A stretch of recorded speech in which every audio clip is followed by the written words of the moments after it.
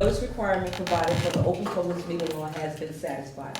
Notice was properly given. Said notice have been transmitted to the Courier News and the Star Ledger on Wednesday, April 23rd, 2014, as well as posting on the bulletin board in the City Hall. Madam Clerk, may I have a roll call? Councilmembers Tracy Brown, Vera Greaves, Councilman Corey Storch, Councilman Gloria Teller, Councilwoman Rebecca Williams, Chairman William Reed, Here. and Council President Bridget Rivers. Here. 2 members are present this evening. Thank you.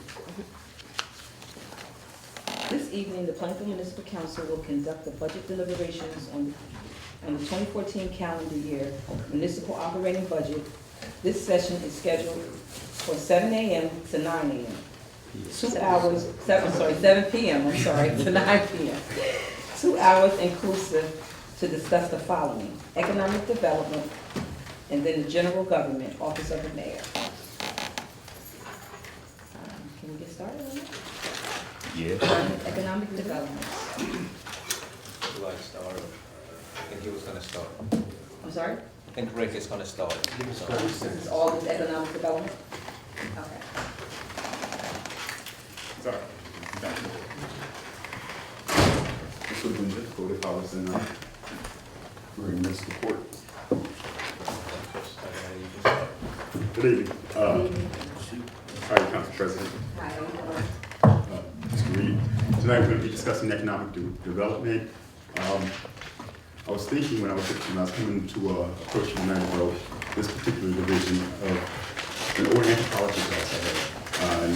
And the only thing I can remember from it is in cultural anthropology, you can tell what society values by how many names they give a thing.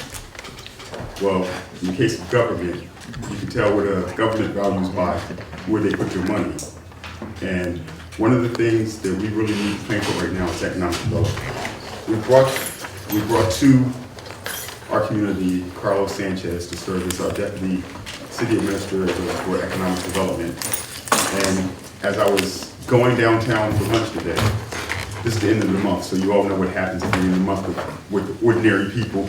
This is when you start moving if you're going to a new place. I was watching D&D's empty out downtown across the street from our former suburban jewelers that was like a hallmark for the city of Plainfield. We have two choices in this town. We have a choice of taxing our residents to meet our financial needs, or taxing our commercial entities to meet our financial needs to run this government. We need economic development, and we need someone who has some experience in that realm, who has the connections to actually bring other vendors and commercial entities to the table, and we need it yesterday. The operation of economic development and how it ties in to some of the other divisions we've been talking about in the last few meetings is crucial to the survival of Plainfield as we go forward. I can't even emphasize enough how crucial it is, because our business environment is dying a slow but steady death in downtown Plainfield. It is becoming harder and harder for us to really talk organizations, individuals, and even single proprietor stores to come into Plainfield. We need to make business, people doing business in Plainfield, easier to conduct. We need someone and an organization that can help make that transition a little smoother and encourage businesses and companies to come and do business in Plainfield. Now, tonight, we're going to be talking about economic development, but it is so tied to our media, the branding that we wanted to get through, and how we send a message to other organizations and businesses that we are here and we are available for business, and we want to do business with you, and we want to make that easy for you. The same conversation we have with inspections, the goals and objectives that we have to make sure that we live in a better Plainfield is tied to all the other divisions that we've been talking to. The ones that you've asked to speak to you, and some of the ones that you haven't. We also have to be mindful of some of the other organizations that deal with the less fortunate people in Plainfield. And we're going to have that discussion next week as we go through the rest of the budget. But for tonight, I wanted to hear from a very important cog in the restructuring of Plainfield, and that is our Deputy City Administrator for Economic Development. He's going to tell you and walk through some of the goals and objectives that the Economic Development Division will be going forward with, and how they tie into some of the other needs that the city has been asking me to fund. I introduce you now, Carlos Sanchez. Those of you that know. Well, good evening, council members and public. First of all, it's a pleasure for me to be here, part of the team of the new administration as the Deputy City Administrator for Economic Development. And before I begin about different points of what I want to address tonight, let me tell you a little bit about my experience, because obviously that's critical in what we're trying to do with economic development. I've been, for my last 10 years, I was the economic development person in the city of Elizabeth.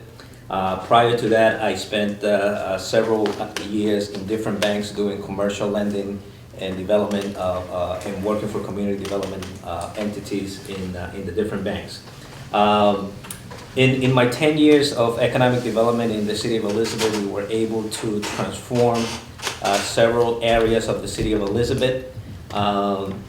But when I say we, it took the entire community, it took the government of the city of Elizabeth, and it took the entire staff to be able to transform some of the communities that we were able to accomplish.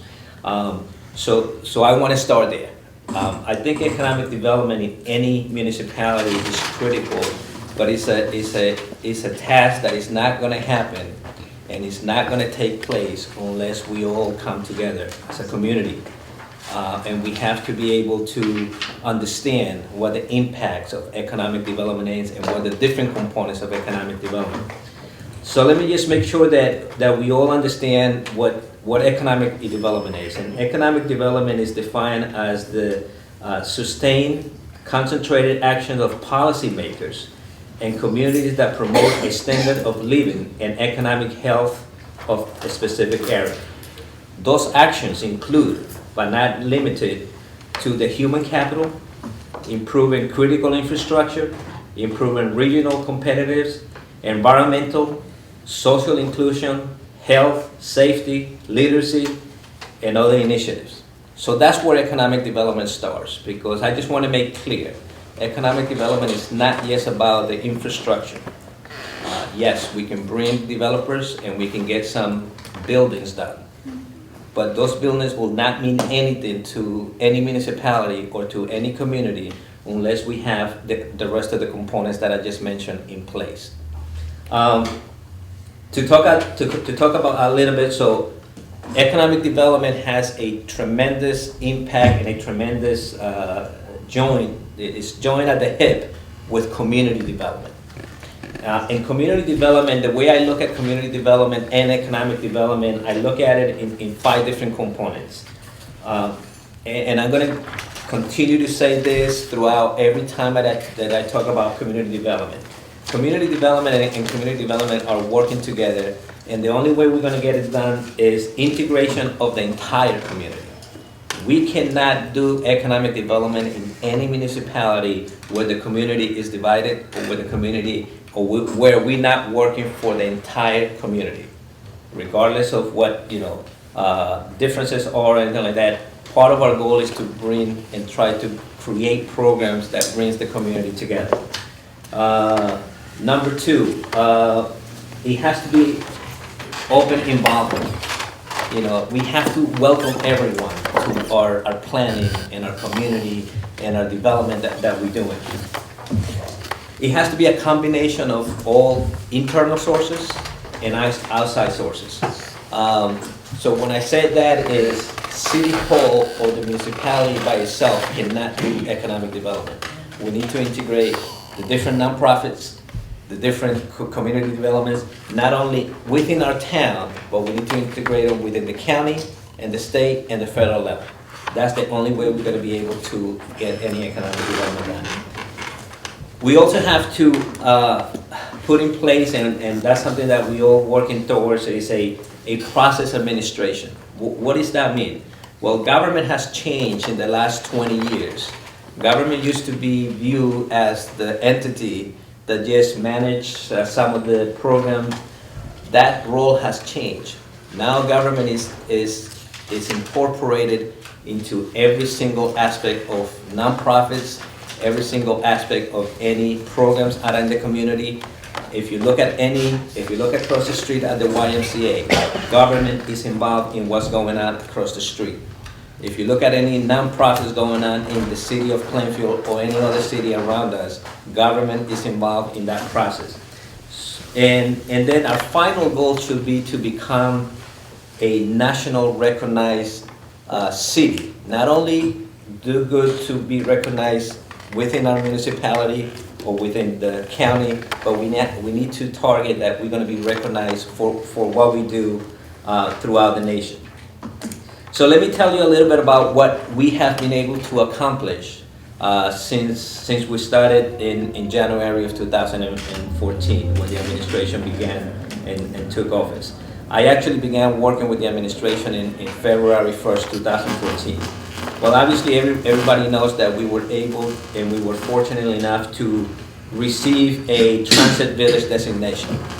We are the 28th municipality in the state of New Jersey to receive that Transit Village designation. Well, that sounds great. That is a great designation, but what does that really mean to us? What does that really mean to our community? What does that really mean to the economic development that we're trying to do? Well, a transit-oriented designation is the beginning for us to be able to develop our downtown area, to make it a more desirable, mixed-use designation for all residents. So we got to keep in mind, this is for all residents. Number two, it allows us a better promotional item to be able to attract potential developers to come into our downtown. And why is that attractive to developers? Because whenever you have a designation and you look at different programs at the county level, the state level, and the federal program, they all have something in common. And most of those programs are targeting job creation and the well-being of the residents. Those are the main common two goals that you will see throughout any programs from the state of New Jersey, from the federal government, the new market tax credit from the federal government, the Economic Development Authority of the state of New Jersey. If you look at their regulations, they want to create jobs and they want to be able to provide a better well-being for the residents. Well, by being a transit-oriented, that gives us the openings for us to be able to attract a little more funding for potential developers. It's not coming, that funding will not come to the city, but it will come in the form of tax credits for potential developers that will entice those developers to be able to make an investment in the city of Plainfield. By attracting those tax credits, you know, our areas become a lot more appealable for any developer. And finally, you know, it opens the door not only for us to attract new developers, but it opens the door for us to be able to receive and be able to negotiate better terms and better development with entities such as New Jersey Transit. Obviously, once you get that designation, now New Jersey Transit will come more interested in seeing what's going on around their train station. Why? Because anything that happens around the train station, it means higher ridership for them. Higher ridership for them means more money for New Jersey Transit. So that just became a good tool for us to be able to sit down at the table with New Jersey Transit. So I'm not sure if it was just coincidence or not, but we got this designated as Transit Village on I believe it was March of this year, and right away in the same month, the one seat ride from New Jersey Transit was approved, to go to New York. It was approved as a pilot program, which is a start. It was approved so that we have a one ride seat to New York in the off-peak hours, going to New York right now. Yesterday, the 29th, they announced that they're going to go move into the second phase. The second phase is that now they're going to start in the fall. They're going to start providing the the ridership or the access for night ride, which is the second phase. This pilot program was approved on a 4 phase. The first one was the one that we just approved, which it was the off-peak hours. The second one we just recently announced yesterday, it was the evening. The next one will be the weekends, and hopefully the fourth and last one will be 100% ridership to New York. Again, Transit Village, one seat ride. Why is that important to the city of Plainfield? We will be able to attract not only developers, but as we get developers to do the different projects here, now we were gonna be able to attract, people wanting to come to live in the city of Plainfield, because it's attractive, because of the ridership, the train station, and what's gonna happen around the train station. So those are two critical components of our future economic development that we wanna do. In doing economic development, obviously we can't concentrate, yes, on the big, large projects, and that's what we want to go after. But we also have to take care of our small business community. Those small business mom and pop shops that have been here in the city of Plainfield for 20, 30, 40 years, and they've been going through the good times and the bad times, and they're still here. So we can't forget about them. We have to create programs that will allow them to survive, to sustain, to go through the process of these economic times. So in doing that, we created and we announced, we did a partnership with Google. And the reason we did that is because most of our small business owners do not have a presence in the internet. And if we look at a lot of statistics, 97% of all of us that live in the United States, we use the internet for doing a lot of our shopping. Or, to be honest with you, when I started working in Plainfield in February, I went home on a Friday night, like around 9 o'clock at night, and I got home and I said to my wife, why don't we go out to eat? Well, immediately, I just spent 10 years in Elizabeth, so my mind always goes back to Elizabeth. So my wife said, well, wait a minute, you're in Plainfield now, why don't we go to Plainfield? And what did I do? I went into the internet, tried to Google, the restaurants. Only a handful came up, and I was like, wait a minute. Only a handful when we have a lot of small restaurants that I see, on Park and Washington and stuff like that. So, we were working with Google, and that's what we want to do. We want to create a presence on the internet for all these small businesses in Plainfield. It's going to be, it is totally free for 1 year, and they will create a simple website. It will give them a presence in the internet so that we can attract not only our own residents that live in Plainfield to come and shop in the downtowns, but we also hopefully will attract other people from outside Plainfield. Something that I've been working on and that everybody is well aware of, and it was put on my desk the first day that I walked in, and it's the Muhlenberg site. What do we do with that site? What's the next step? So we initiated a study. We are getting the community involved because we believe that any good study will have to involve the entire community. And not only the entire community, but it has to involve a lot of the stakeholders. So that's going in the process. The study that we're conducting right now is a study that is going to tell us, and hopefully will give us some feedback on what the best proposed reuse of the site could be.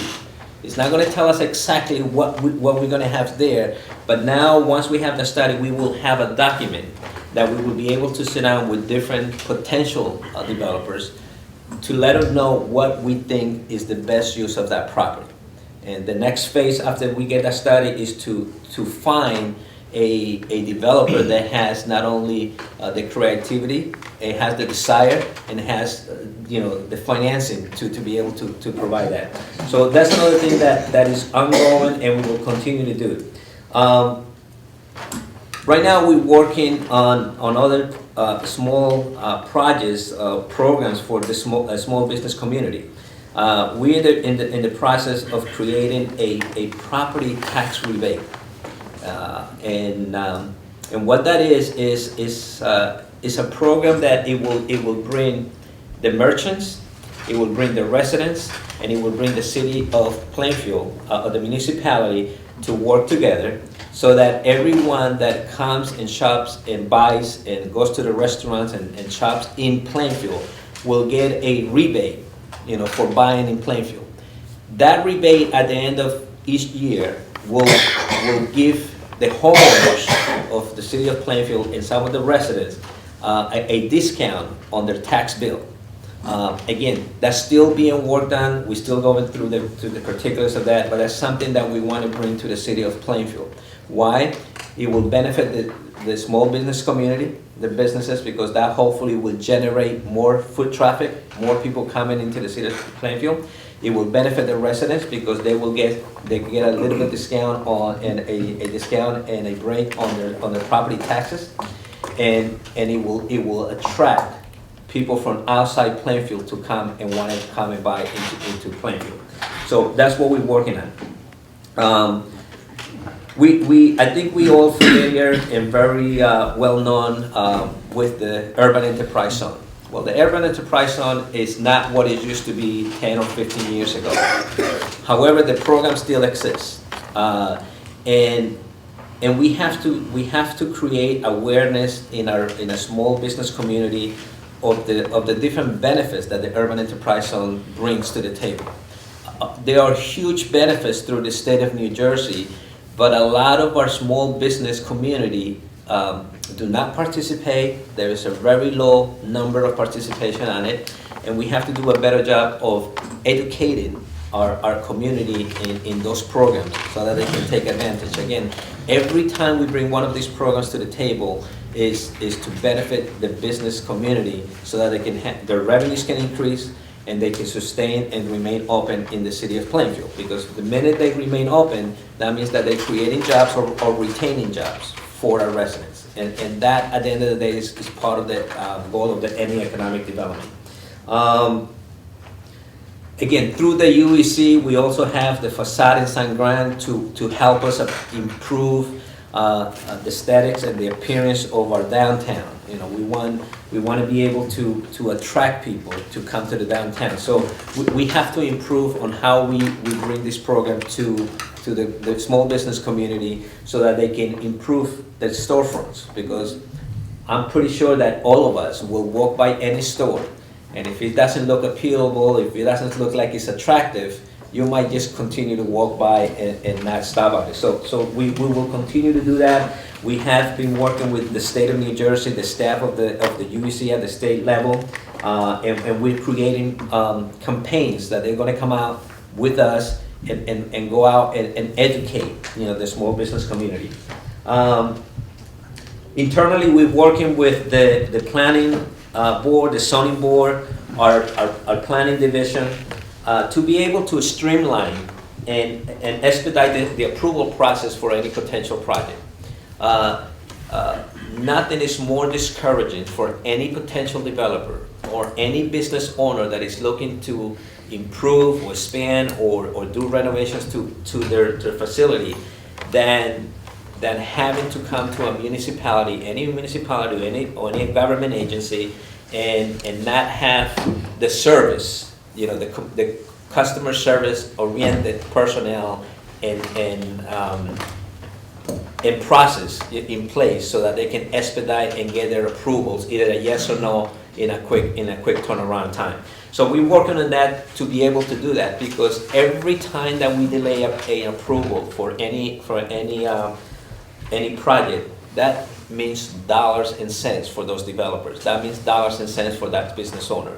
And a business owner that is just trying to improve their business, and by us not expediting the process, not streamlining the process, we create more time for them to be closed or be out of the renovation. That means dollars and cents that could potentially put them out of business. So we are trying to streamline all those processes so that we can work better with the community. Obviously, planning and inspections department is a key component, and it's a key component in two aspects.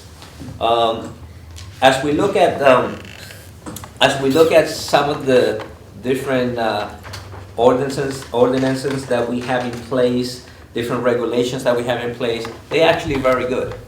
The problem is that most municipalities, and Plainfield is no exception, we don't enforce those regulations. You know, we don't enforce regulations. Like for instance, I was looking at some of the regulations, and we have specific guidelines for small businesses to, you know, for their signs, for, you know, how do we want the windows to look, you know, to be more appealing.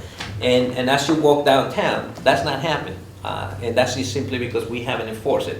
But before we can begin to enforce something like that, we have to take a step back and create a couple of seminars, a couple of workshops to educate the business owners in what those regulations are there for, why they were acted, why they are in place, because sometimes they don't understand it, and then we can enforce them. So that's part of what we are working on right now, to be able to create those workshops, seminars, and bring in a lot of that educational component.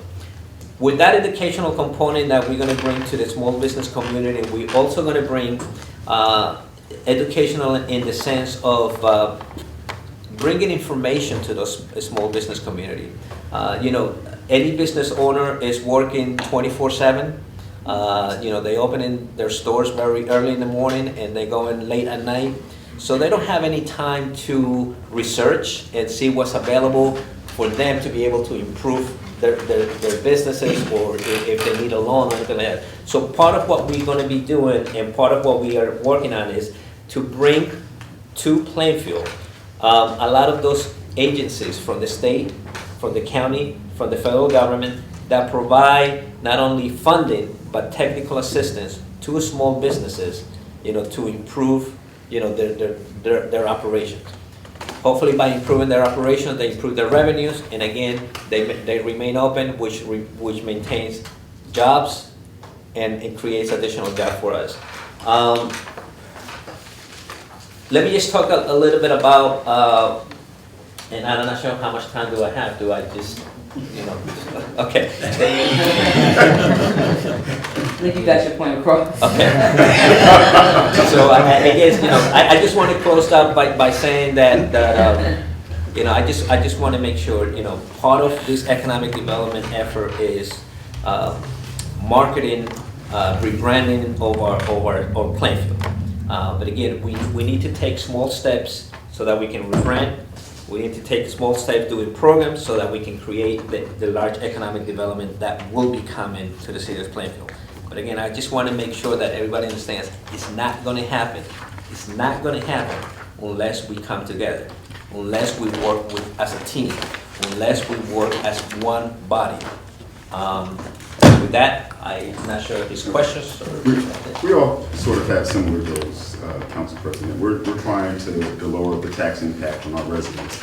Now, it's clear that the ratables that we have there's a loss of ratables, more so in our commercial properties than in our residential properties. And we're trying to get that commercial footprint enlarged in Plainfield so that we can shrink the need for taxing our residents. So with that, if you have questions of any of us, we are. I have a quick question. You said there's a vacant assistant secretary's position, looking at the budget. Well, here's the thing. That position is actually tied in with our reshaping of recreation. And we're still examining where the individual is going to end up with our budget. The position we still need, who's going to be filling the position is up for. You can't do that. You're asking for the money for economic development about the vacant position. But you're saying it might come from the recreation budget? No, I didn't say it might come. I said we may have some ties with recreation that may affect this position. I should have just phrased it a little bit. The money is coming from his budget at It's present. coming from economic development, the person can actually be working in recreation. Yes. Yeah, that's what I find is yes. Okay. It's a civil service For the matter. record. Yes. Prior to the end of the year, there were some shifts in positions, and what's gonna happen, if you look at the recreation budget, you'll see that there's a counter to it, so, and that is a secretarial position. Which is someone's sitting in that position now, am I correct? No, that one is vacant too. We gotta fill a spot. So are we asking to fill a spot in recreation also? Is the money in the recreation budget also?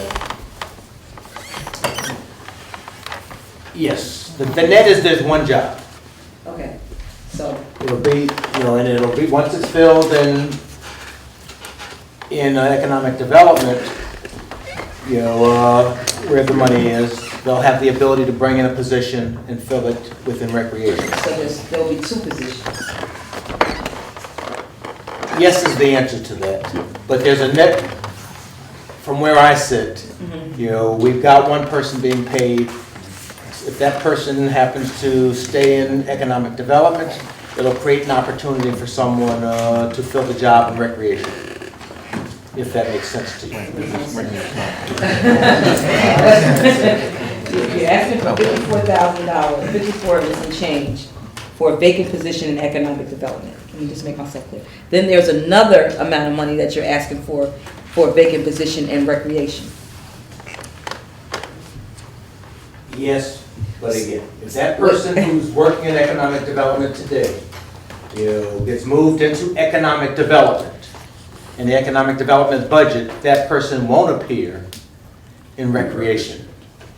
And then the recreation budget, so, So there's someone sitting in economic development right now, yes, Yes. and they're already budgeted for it. yes. So, but then you're asking for an additional 54,000 and some change in economic development. Recreation. Yes. Recreation. No, economic development, it's vacant right here, it says 54,000 and some change, in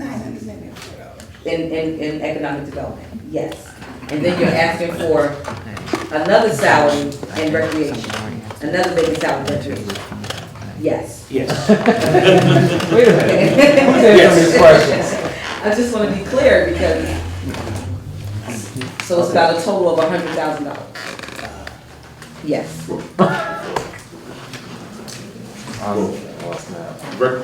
Yes, that, no, just answer the question. Well, It's a vacant, nope, answer the it question. appears that way. It's, what appears is what it is. Could I just say something? I just- If you look at the FY13, the 2013 column, there's 2 positions. I see If it. you look at the FY14 column, there's 2 positions. So that There's a doesn't vacant seem like you're position. not adding No. a position. That's There's a correct. vacant position, Where? there's a vacant position, if you look at it right here, vacant in 2014, you just say yes, for 54,000, because there's already a secretary, and there's already, Mrs. Sanchez in economic development as we stand right now, is that correct? There will be a total of 2 people in economic development. Including Mrs. Sanchez. That's correct. So there's an additional position being added to economic development. No. There's a person sitting there today. Right, it's a person sitting there, and then there's Mrs. Sanchez. That's correct. So then we have another $54,000 that we're asking for. Under civil service, Mhm. that person has rights to recreation. That is a recreation staffer. So you're taking her. So you're gonna take the money out of recreation, that you're asking? We had a layoff issue prior to our coming here. Okay. And we've been trying to rectify it one way or the other. In anticipation of what may happen with that position, we funded both in recreation Right, and economic right, development. that's what I thought, exactly, okay. I just wanted to be clear. Yes, and I wanted to do it without saying any names. Right, so there's, We need to be cognizant of is that we're here just to talk about positions in a general terms and the funding of those positions Right. and not specific right, individuals, that's why I right? asked about the money. Right. Okay, I'm done. Right, I'm done. Yes. Good evening, everyone. I have a couple of questions that I noted. You know, Mr. Smiley opened up and he said it's difficult hard for people in business to do business with the city of Plainfield? And what areas are you specifically? I didn't say it was difficult. I said we need to make it easier for people to do business with the city of Plainfield. Okay. Even as, whenever they come in, the licensing, the certificates of occupancy, the other things that make the process of opening up a business in Plainfield should be done as smoothly as possible to encourage others to come into Plainfield and do business here. I agree with that, but I was interested in the fact that you've already identified areas that you think is hard bringing in people, make it harder for businesses. And I was wondering what you were talking about there. So you're actually talking about getting into business and the licensing and inspection and so forth. Okay. I agree with Mr. Sanchez about togetherness. And I think I made a statement a few weeks ago regarding togetherness. All of the cities that I've worked in, Newark and Orange and East Orange and Asbury Park and so forth, the mayor and members of the council were perceived as working together. And so far, it's only 4 months, I guess you might say. I don't get that feeling, and I think other people don't either that I talk to from outside. So we got to improve that. The other problem I see, Mr. Sanchez, is have you looked at our population, the transportation to jobs, and so forth to determine what businesses can we get in that our population can be prepared for easier? And I don't know if you talk to anyone of the young people that have no special skills, no lawyers and economic development people and city people, but most of the jobs are outside. I volunteered, unfortunately, to take someone to work. They had to be to work at 12:30. No, they got off at 12:30 at night, had to be to work at 3.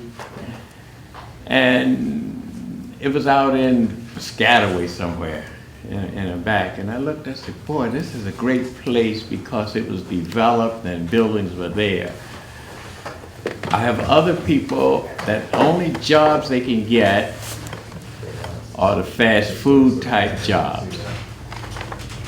At one time, I think I even talked to you about it, I think that if we approach some of the big corporations that have established offices in other countries even, in other cities, to service the population, telephone companies and so forth, they need to be approached and say, you get a lot of money out of Plainfield, especially on telephones and all that stuff. Why don't you put in this office here? We are great phone people. You walk down the street, everybody's on the dental phone. So I know we can talk to people. And I think that that's an approach to get it immediately. I also think that the federal government abandoned Plainfield in one sense. We had a Social Security office. Most of us don't know what a Social Security office is now.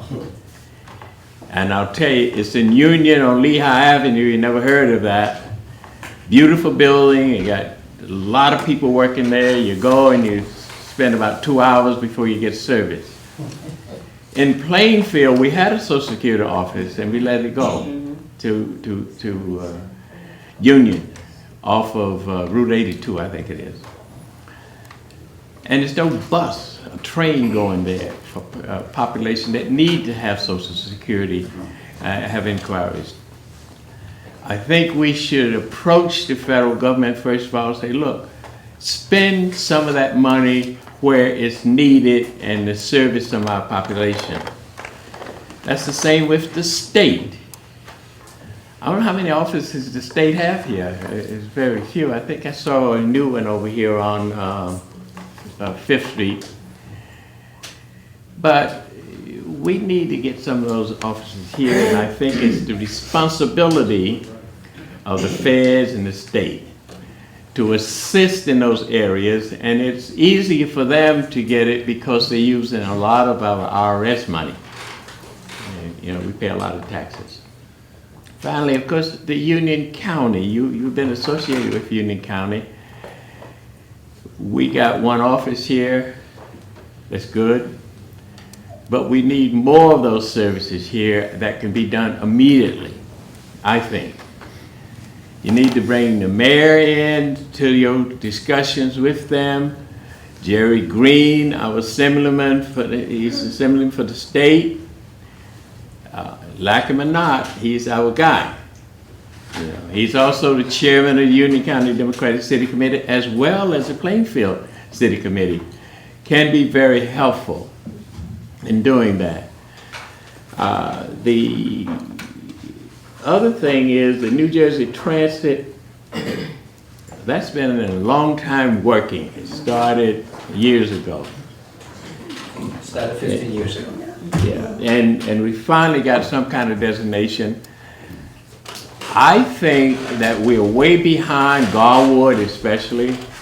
Cranford is building like 20 million, look like, over there, houses for people to live in, right near the train station.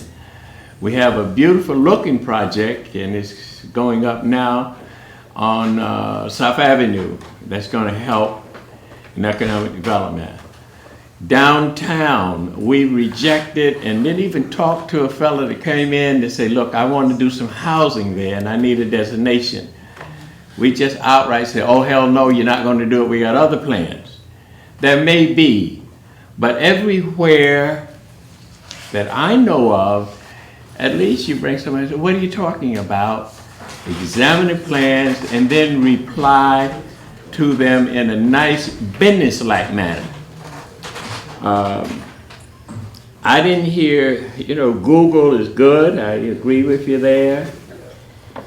The Muhlenberg site is going to continue to be a problem. It's part of what I think is why we have so many vacant houses here.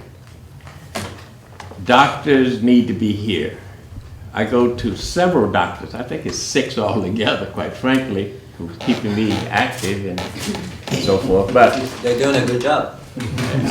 well, sometimes I think you're right and sometimes I think you're wrong when those pains hit you and all that medicine I take. But what I'm saying is we need to get something to bring people in immediately that hire people. And I would suggest to you strongly that you look at our population, determine what they can do now, what training you need, and what type of services that they can do. We're not a friendly city, and I agree with you. Make it hard even for us to live here sometimes because of these situations. The urban enterprise zone was changed by our nice governor down there. I thought it was working pretty good. But you need to have a good advertisement. We have an excellent program that's run by our cameraman there and his crew. And there's a crawl that I wanted to talk about that we have, and just keep repeating, you're watching Plainfield. Can we sell some of that space and advertise there, as an example? Or can we cooperate and give it to them free, perhaps? I don't know. It just keep running. You're watching Plainfield station and it keep repeating every few seconds. And finally, of course, I don't want to take up too much of your time, which I'm always accused of, and I don't think so. That I do, and I have my person there smiling.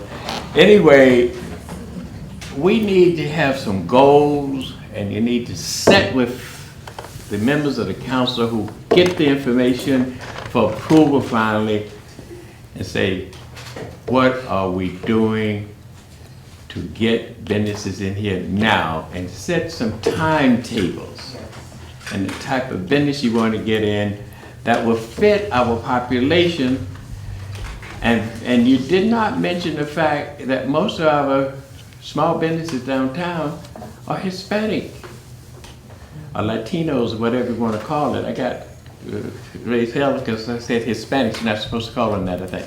But anyway,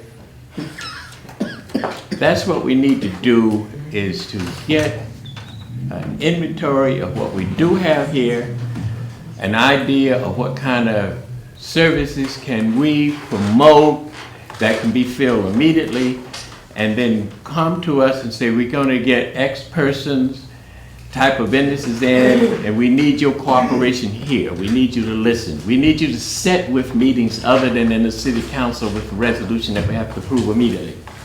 You follow me? And give us some idea of what we are planning for our development. We got one developer now that's knocking down old buildings. Good, he's been here. What's the status of our development plans? What do we need to do? How can we improve our parking facilities, as an example?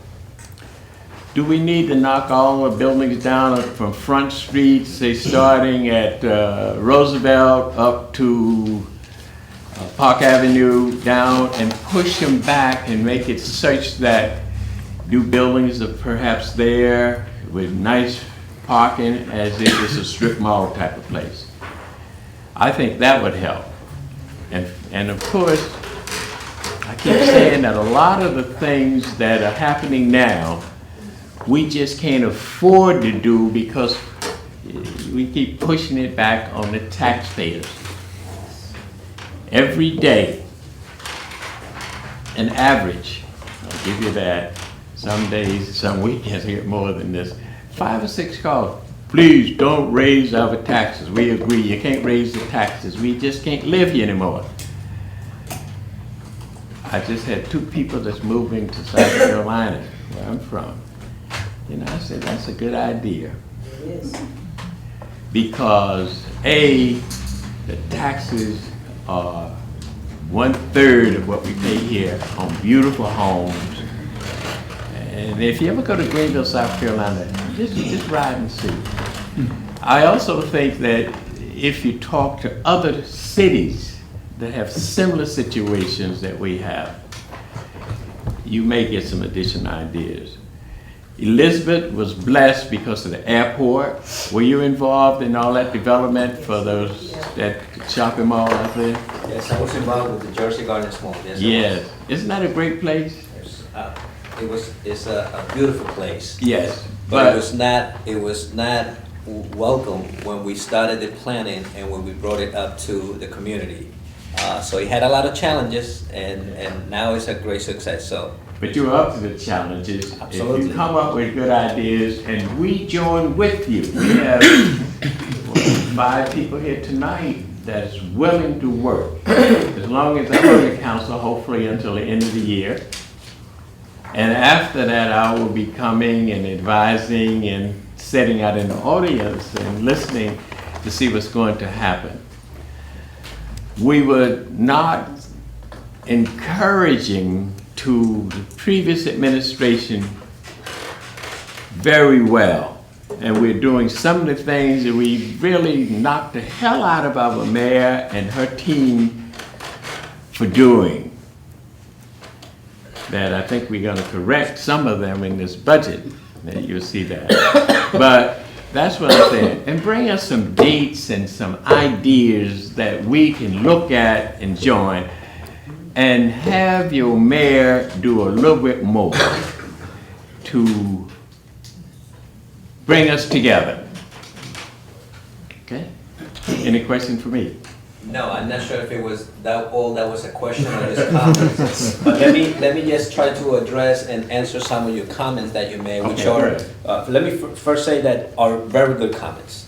And I agree. The first thing that I think we all agree is that we have to come together, we have to work together, and we can't do it, if we don't work together. So that's number one. That's a given. Number two, as far as, and I kind of make some of the notes that as you were speaking, the answer to some of when you asked if I had looked at the population in the city of Plainfield and trying to create jobs and trying to get revenue, the answer is yes. We have been meeting, and in fact, I met with the county, and we are working on trying to bring the OJT program, which is on-the-job training.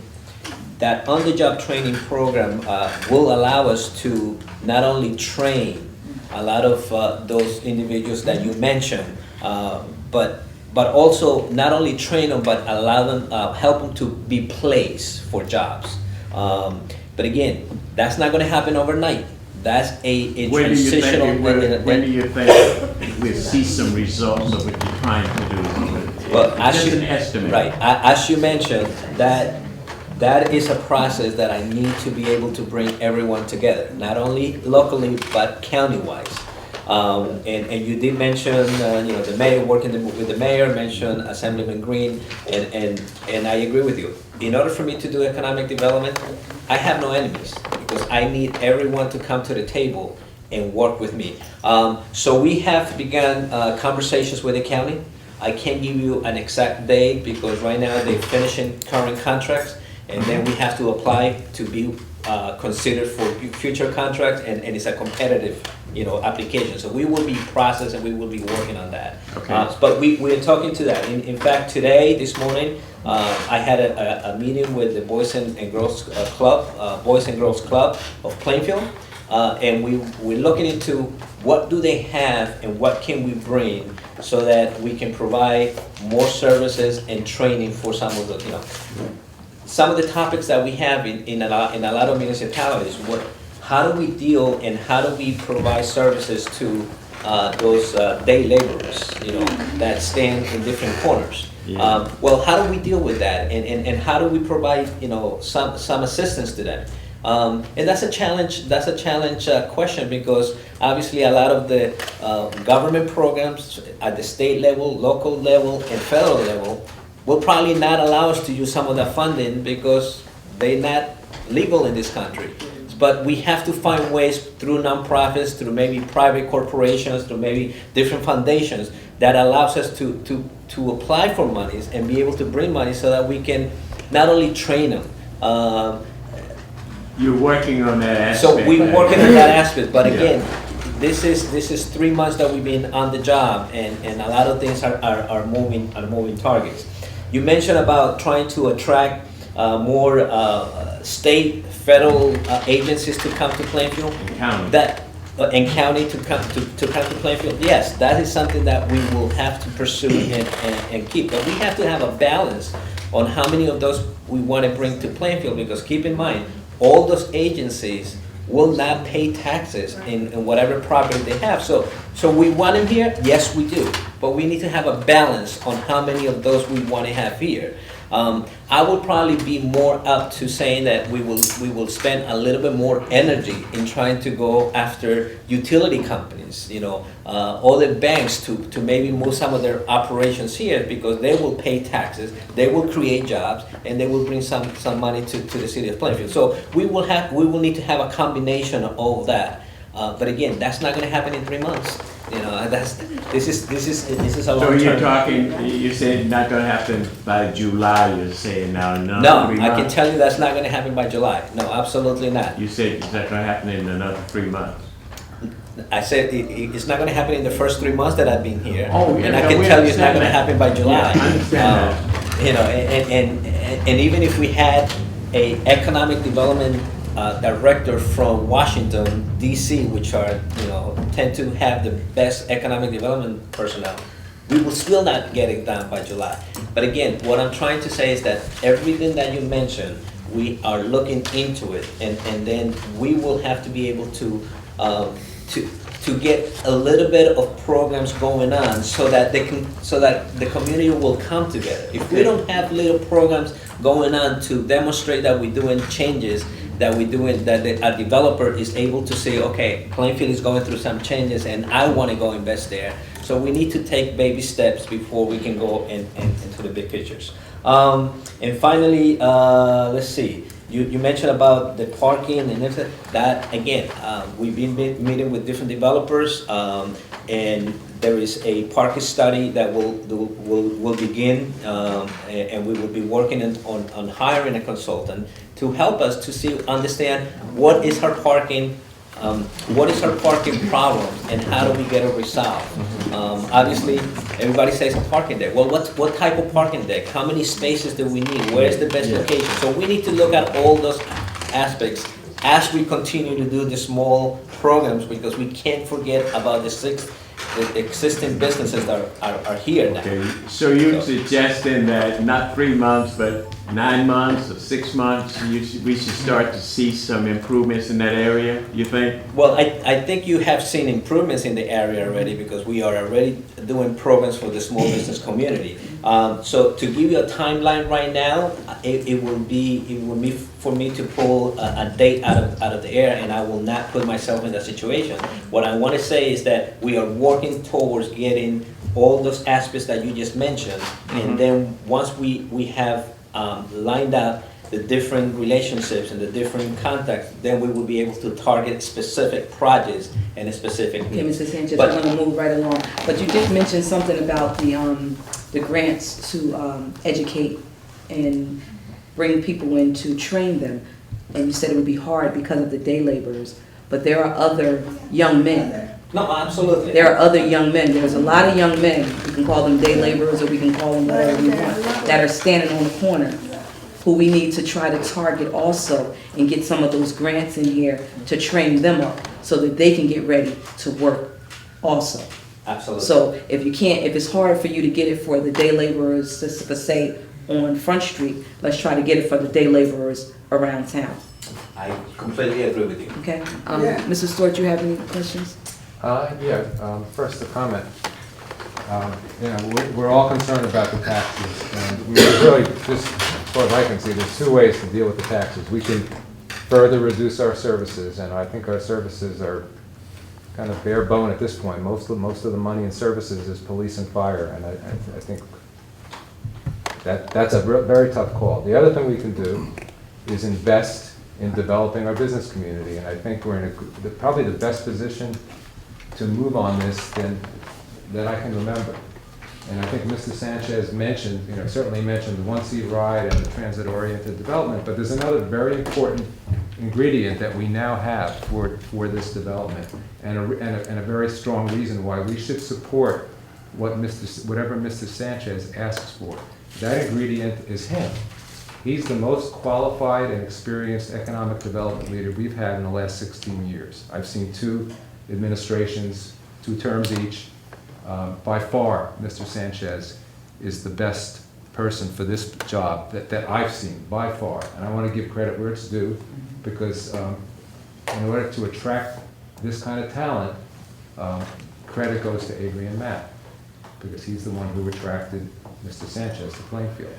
So we need to support Mr. Sanchez. I don't think he's asked for a whole lot. I wish he was asking for more, actually. Look at his budget. But there's other departments where we should be looking for improvements that relate directly to economic development. The most obvious one to me is building codes. We talk all the time about being more business friendly. Yeah. How are we going to do that? Maybe, I'm sure there's some things we could do without even spending more money to become more business friendly. But we have building codes officials that are part-time, and when and I can tell you from my own experience, because I work for Bridgeway Rehabilitation Services. We have an office in Plainfield, and we were moving to a new location in the same building. We needed to do renovations, and we needed to get permits and approvals. Well, we had to spin our wheels for like a month and a half unnecessarily, because we could not get the building codes people to come out. Even though you wanted Wait, counsel. we ended up paying a month and a half extra rent, double rent, because we're in one place renovating another. We spent about $3,000. We're a nonprofit organization, by the way. $3,000 that we shouldn't have had to spend, because the building codes process is way too slow. So maybe there's some improvements that could be made there without adding employees, but whatever needs to be done, we need to look at that very, very closely, because a lot of businesses are turned off, they're spending extra money, and the word is out that we're not business friendly, so investment won't come to Plainfield because of that. So we need to get behind Mr. Sanchez and make those kinds of improvements as well as everything else he's talking about. Well, we're certainly aware of the criticisms, and we are taking steps to try to streamline the process. And like I said, it's not just economic development. We have a number of divisions that are going to be working together to make this a smoother, business-friendly place. But we're going to need them all. We're not going to just need economic development and just hope he can do it independent of the other divisions that we're going to need to streamline this process. Well, the building codes folks that we need, you go up What are there, the inspections? that's a paper process right now, the building codes. I'm not talking about inspection, I'm talking about the building codes people, permits. Keep calling me. They're not just processing paper, they're shuffling paper. You know, you go up there and they can't even find the papers that they need for you. So Well, that's gotta be fixed. We're going to address that with an investment in our technology. Good. Again, all tied in together are IT, our media, our economic development, our code enforcement. I mean, they are not going to be working independent of us making Plainfield more business friendly or more friendly to its residents. Yeah. So I think these kinds of investments, we have to look at these as investments in technology, public relations and marketing. We have to invest in it because we're in a position, we're digging ourselves out of a hole. We're not on a level playing field with surrounding towns. We have a reputation that has to be countered and improved. And the only way to do that is making an investment.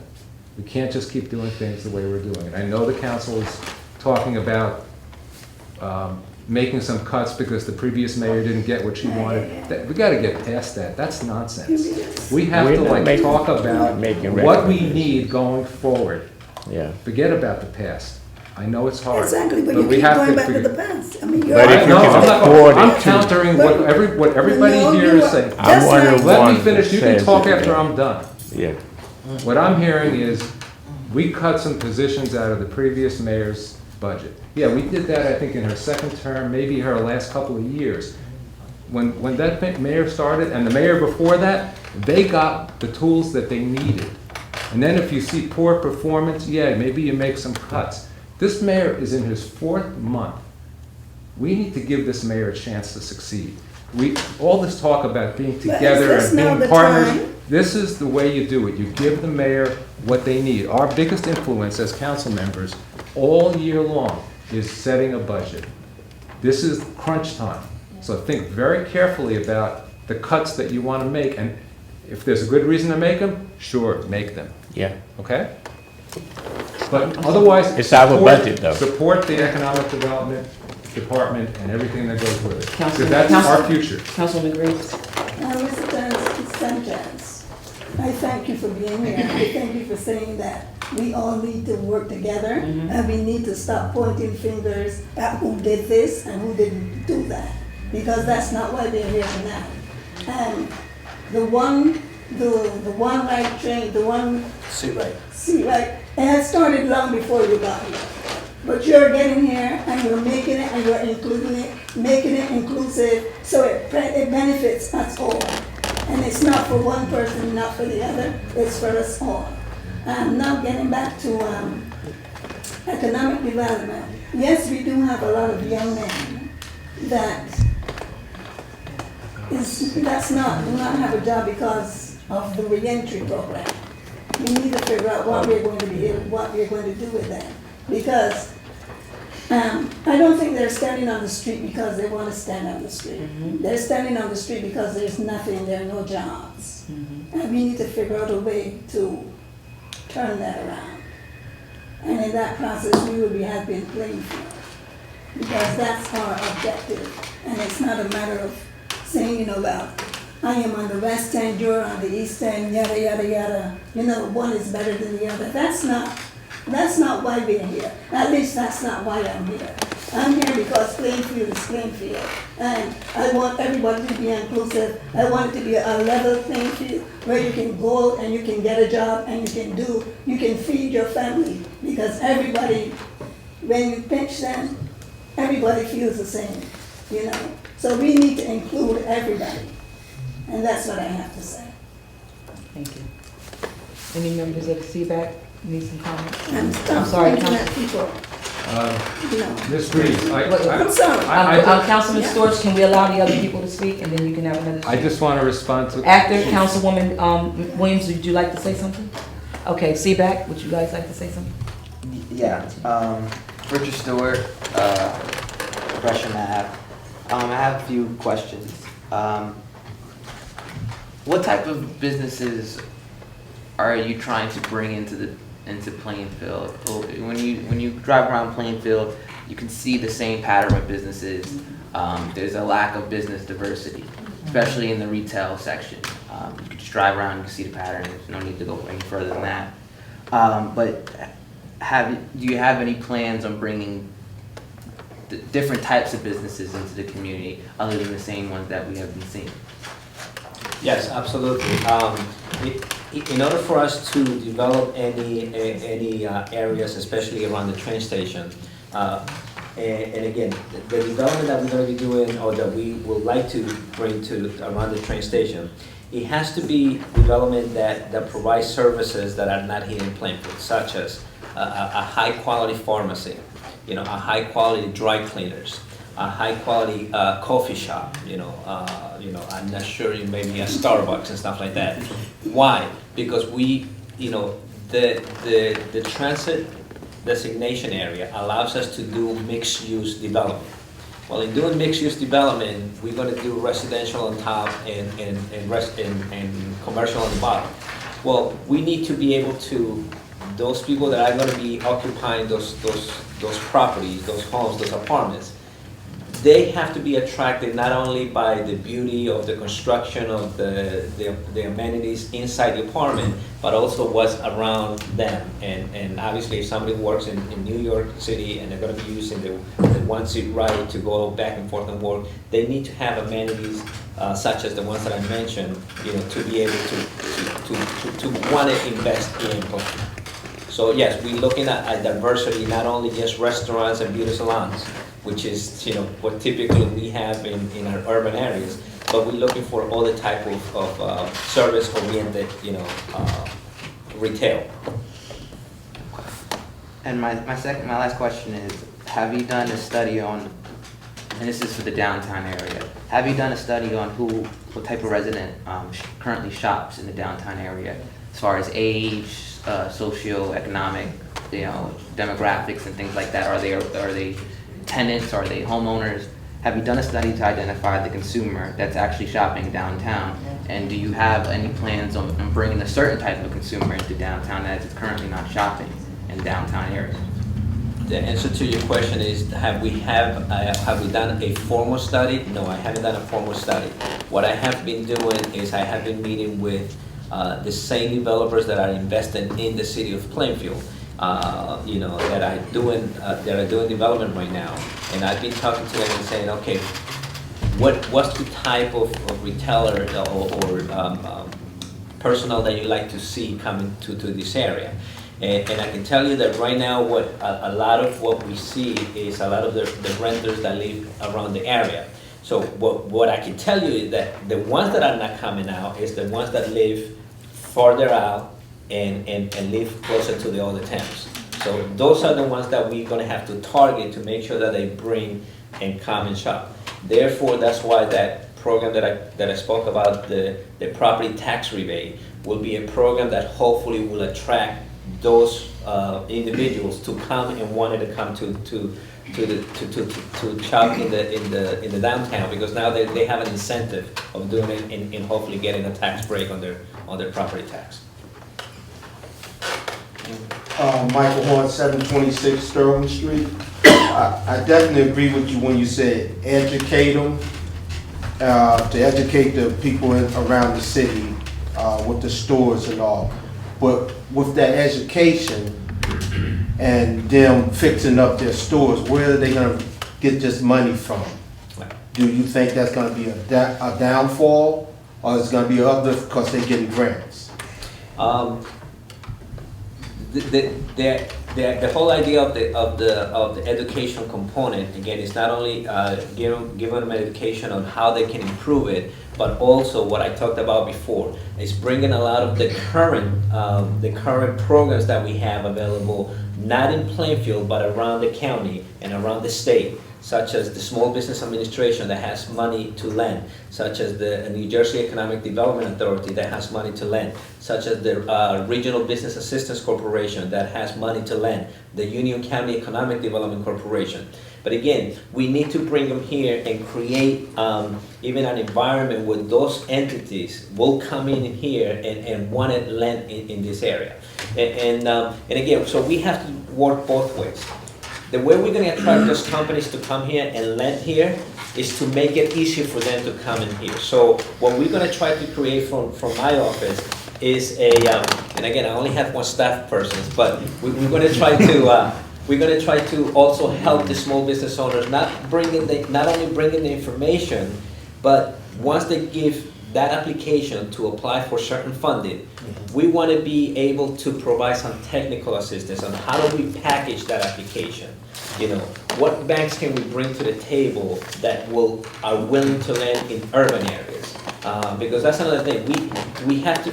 A lot of these programs are going to be a combination of federal funding, state funding, and private funding. But obviously, the banks. You know, when you talk to any loan officer from a bank, and I was a former commercial lender, you know, if I have 5 different deals on my table, I'm going to target the deal that is easiest for me to get closed right away, because that's my commission when I was at the bank. There are other deals that are very complex, and they have, you know, they have credit issues. They have, you know, when I say education, if you talk to a lot of the small business owners, some of them don't even know what a balance sheet or a profit and loss statement is. So we have to bring that to them, educate them. We have to get a partnership with the Small Business Development Center so that we can. In fact, what we're doing right now is we're cleaning up some of my office space, just so that we can have a desk in my office, so that hopefully, you know, when the UCDC or some of these entities want to come to Plainfield and want to have a space to meet with a potential client, my office will be available for that. So that's what we're looking to do. I just have Joyce Wilkerson, 1112 Canyon Avenue. Typically, I know in the workforce, we have SMART goals, right? So you talked a lot about ideas, but you have to have goals that are smart, measurable, attainable, realistic, and time-bound. It makes a difference. You gotta show some results. So I understand what you're saying. I know we want to do economic development, but when you start talking about what you're doing, it's a whole chunk of things. You can narrow it down, be specific, make sure we can measure it as a citizen, make it attainable, realistic, and time-bound. Understood. Thank you. Thank you. Thank you. Thank you, and good luck. And stop down in Plainfield saying it's hard to do business in Plainfield. It's not. Next. Nobody's coming to take the seat.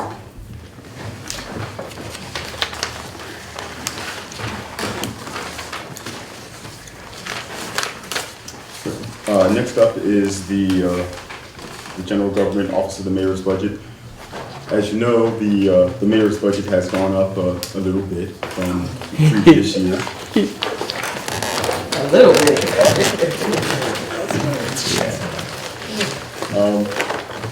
And generally, the increase is based on the addition of the chief of staff position.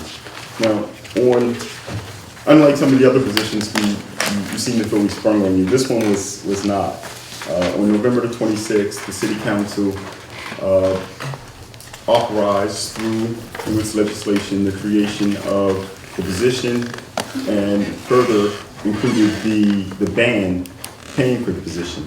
Now, the chief of staff position has increased the budget of the mayor roughly 53%, close to 53%.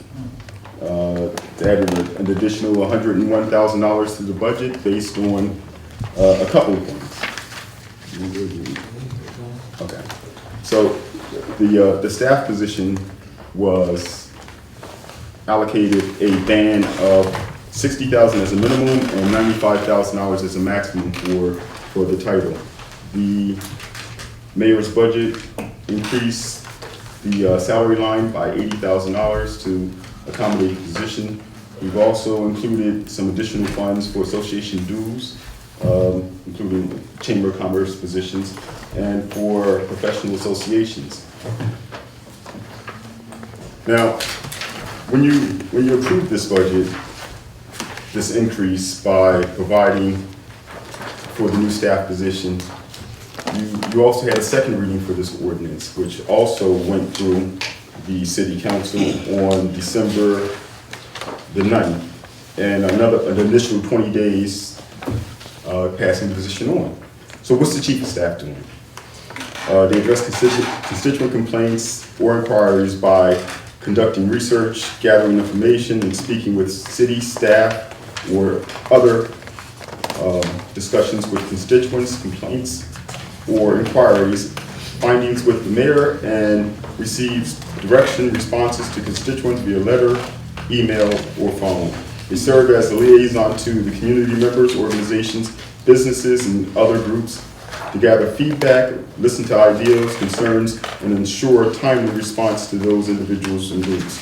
They strategize with the city administrator and department directors to identify, create innovative mayoral initiatives, programs, and projects. The position also researches and follows up on status of projects, pending issues, represents the mayor at a variety of meetings, both during the day and the evenings, prepares briefings for the mayor on city issues. They also prepare and organize the mayor's meetings, including locations, equipment, agendas, participants, and other variables. They work with the communications and media staff to encourage, expand, increase use of city websites as a community engagement tool. And they work with the communications staff in coordinating media events, including press conferences, public service announcements, and responses to broadcast media inquiries. Unlike some of the positions you have talked to me about, this one, we shared an interest in, the council voted on it, they created the band, and we employed the individual for the position, and as a consequence of that, the mayor's budget jumped that 52%. Thank you. Don't take up all the time. I'm not taking up all the time. I was just saying, I was sitting here listening to you, it sounded like you were describing the mayor's job and your job. Really. No, I just don't think we need to have a person that more than double what a mayor is making. He makes 35, and this guy is starting at 80 plus benefits. Again, we absolutely did not spend the money. It's your job that we're looking at to do all of those things.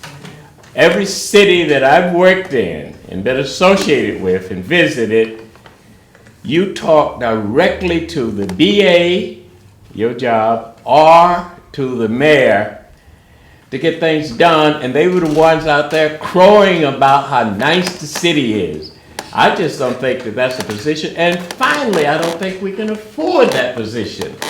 We're not a city that have all these millions of things to do, are we? And can you handle it? I complimented you on moving your staff to the mayor's office because we did not allow the mayor to have but one person that was a secretary. Not even a lady to help answer the during telephones for $12,000 a year. We said, no, only a secretary, a part-time man don't need that. Now, I know what's happening. It allows our mayor to work at a great job in Orange. I understand he's doing a good job. Full-time up there, okay? He should be here. You shouldn't be defending his office. My day is full every single day. Every single day I've been here, it has been full. Yeah, but we're talking the chief of staff. Well, but you were just saying it's I think it's your job to do more. To do a lot of things that you said the chief of staff should be doing. I think that. And I've seen it done. I've been trying to, I understand you're lengthen doing a the pretty day. good job too. Just can't get more than 24 hours out of it, damn that day. But, and it's not because I'm not committed to it, and it's not because, I'm not at talking 5 about you. o'clock, I I'm agree out the you're door. working hard, sir. Oh, well, But I just think that you need to do some of the things that you just outlined that a chief of staff guy is doing. Well, let me give you a for instance. I could do constituent services all day long, every day. Every single day, someone calls the city looking for us to address 100 things. That's right. Now, in addition to that, I can do those constituent services and address them 100 days and not get your resolutions done or not get our payroll looked at and sent in or not address some of the policy changes that we're going to have in the city, or I could prioritize those things that absolutely have to be done by the office of city administrator and then delegate some of those other things that go to this chief of staff office. And more importantly, I knew this chief of staff office was going to be available because I was there in December when you approved it. And I knew it was coming, and I think the council knew too. I didn't know, and I voted against it. And Well, you I'd did. say that you need to look at it in a different avenue and getting rid of a $80,000 person. Don't make us cut it. You just heard the councilman say you need some latitude. We give you that latitude, but we don't need a guy sitting around making double plus what the mayor's making and trying to do his little administrative jobs. That's the city administrator, in my opinion. Again, they are very different jobs. Okay. He doesn't have, Let me say it this way. there's not a single direct report to Let me say it this way. It's going to be my recommendation I understand that. to the council to get rid of that particular job. Okay? We've done it for 140 years, as far as I know. I've been here since 1967, and the mayorship always been that way, Okay. and it's going to be that way. Mrs. Storch? So I have no argument with Mr. Reed. Thank you. He voted against it, he has every right, he has his reasons. I think everybody else voted for it, or almost everybody, certainly a majority, but I do believe it was Yeah, I think it was 6-0 I think it was passed. 6-1. No, it So, passed at 6-0. But I think part of the problem that we have with our image is that the council can vacillate. And I'm not talking about tonight, I'm talking about decades worth of vacillating. And I think, for the people who voted for it in December, stick to your guns. And if you have a very compelling reason to change your mind, put it on the table. Okay? That's all I have to say. I was going to refrain from speaking, but I also know that when, not to bring up the previous mayor, but when the previous mayor budget was passed, the first 2 years, you guys, and even in January, voted on her complete office. You voted on her chief of staff. You voted on it all, which was Barbara James. I'm sorry to use names, but she's no longer here. But when you came to your budget, so don't use that scenario, because when you did your budget, you cut it. Okay? Okay, that's a misrepresentation of what happened. What happened was, we're talking about 8 years, Council President. And if you look at those 8 years, for the first 4 years, and I'm sure additional years on top of that, I supported the mayor's budget.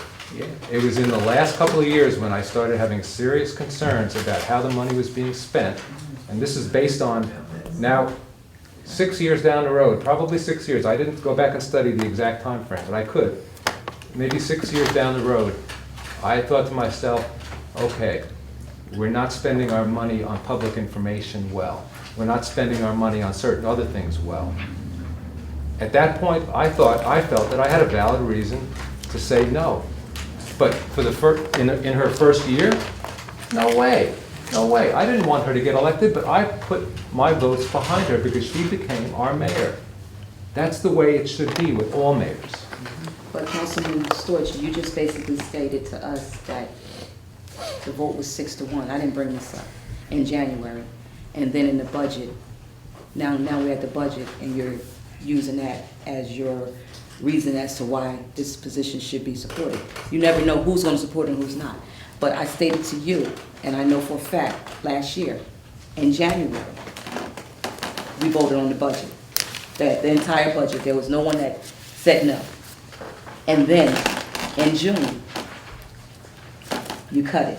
That's not my recollection at all Okay. of what happened. Councilwoman Greaves? I have nothing to say. You know, the only thing I have to say is that we all have a vote, and we should do it. We should don't vote our discretion, whatever we feel is right. I don't think anyone has the right to dictate to anyone else how and why they should vote. So I think we it's- owe it to our constituents to explain why we might change But our when the mind. time comes, I will. I don't think it is your right to tell me No. when and where and how and why I should explain. I didn't ask for that. Thank you. Budget consistency, I'm sorry, you have something to say? I think we should support this position because I agree, you know, we knew a new administration was coming in and, you know, we voted on the salary band, we voted, you know, 6-1. But I think that, as Mr. Smiley stated, you know, there are clear lines of distinction between the job functions of the city administrator and what the chief of staff is supposed to be doing and is doing. One part that was left out that I know is being done is serving also as a liaison to the state and to in Trenton and also to the county. I do as much constituent service as I can, and it's very time consuming. But of course, I do it gladly because I see that as part of my role. But I think that if you look at the overall budget, you know, the budget, it's a good budget. We're not beating up the taxpayers. You know, many of the increases are needed because of union, you know, collective bargaining agreements, et cetera. But I think that it's a very responsible budget, and one of the issues that I've noticed in just my 3 years here is how money's being allocated. I think that this is a lean budget, and I think that paying for professionals to do the kind of work that they are doing, I think that we can already see that things are being streamlined. I don't think that adding this position is, I think it's going to bring us a lot more than it costs to the city. Other positions that are not being renewed, et cetera. If you look at the total budget, we're not hurting the taxpayers. And I would add as well, and I'll say it again, you know, last year when certain members of the council wanted to see their salaries increased, and I mentioned it to Mr. Reed, they Yes, said, I oh, did. well, that's not very much money. $6,000 a year I wanted to add to the council. because I No, think to it's your necessary. salary. It's not to the council, to your To salary. the council, I can't raise my own salary, and it But wasn't you going wanted into to- effect until I leave anyway. 6 times 7 is $42,000. Yeah, for the year. Right, and Not this easy. is, so what I'm saying is, we can't pick and choose, or I think it's not right to want to raise your own salary, but also, you know, try to cut a good and responsible budget that will, you know, enable this administration and our citizens to get more people coming into the city that will liaise and bring us, you know, potentially a lot more resources than we have now. See back? Sure. Well, it's clear this is a contentious issue, so I'll try to choose my words wisely. You know, I'm CBAC. I don't know the inner workings of everything, but I don't think I would be serving my position well if I didn't say this. We've seen many agencies. We hear it from the economic development today that they don't have the support staff. Inspections is part-time, has several part-time inspectors. They don't have full-time inspectors, and then that resulted in restaurants not being inspected and things like that. Economic development mentioned that he has one secretary that inhibits him from doing his work. I'm not gonna stand here and question the position, but the salary, I'm not sure how the salary was determined, but if you take $30,000 or what it is, that's your extra inspector. Take $30,000, that's your extra secretary to do positions that, in agencies that are complaining that they don't have the support staff. And from other agencies I've talked about, Plainfield has a problem of being very top heavy with high salaries, but none of the soldiers doing the work. So my comment is that maybe if everybody wants to help out Plainfield, take small pay cuts and then use that money for the soldiers, the grunts who are needed to do the work that isn't being done.